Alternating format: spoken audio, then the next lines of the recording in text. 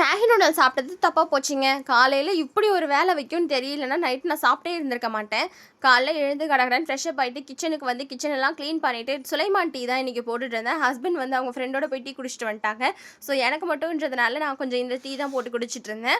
இன்றைக்கி மரத்தில் இருக்க மொத்த கிரி நாங்கள் இறக்கிட்டோங்க. இந்த வாயை கட்டுப்படுத்த முடியாமல் நான் மேகியை சாப்பிட்டுட்டு பட்ட அவசரம் இருக்குது. காலையில் ஃபுல்லாக வாமிட்டு, நிற்கவே தெம்பல அந்த மாதிரி ஆயிடுச்சு. எங்கள் ஹஸ்பண்ட் கிட்ட சொல்லி இன்றைக்கி ஹெல்த்தியாக நம்ம காலைல சாப்பிட்டே ஆகணும்னு சொல்லிட்டு இந்த அடை தோசைக்கு தான் நான் ஊற வச்சுருந்தேன். இந்த அடை தோசை வந்து நான் அப்பப்போ ஒரு வித்தியாசமாக ட்ரை பண்ணுவேன். இந்த தடவை செஞ்சுருந்தது ஹெல்த்தியாகவும் சூப்பராகவும் வந்துருந்துச்சு. இதுக்கு மேலே எந்த டாக்டரும் நம்மளை பார்த்து அம்மா அயன் இல்லாமல் சத்து இல்லாமான்னு சொல்லிட்டு சொல்லவே கூடாதுன்னு சொல்லிட்டு முருங்கீரை தான் ஃபுல்லாக நான் செஞ்சுருந்தேன். இன்றைக்கி பிரேக்ஃபாஸ்ட் லஞ்ச் எல்லாமே டேஸ்ட்டு சூப்பராக வந்துருந்துச்சுங்க ஃப்ரெண்ட்ஸ்.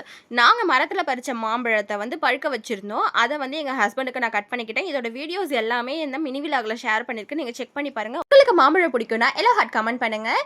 இன்னொரு வீடியோவில் சீக்கிரமாக சந்திக்கலாம் ஃப்ரெண்ட்ஸ். பாய்.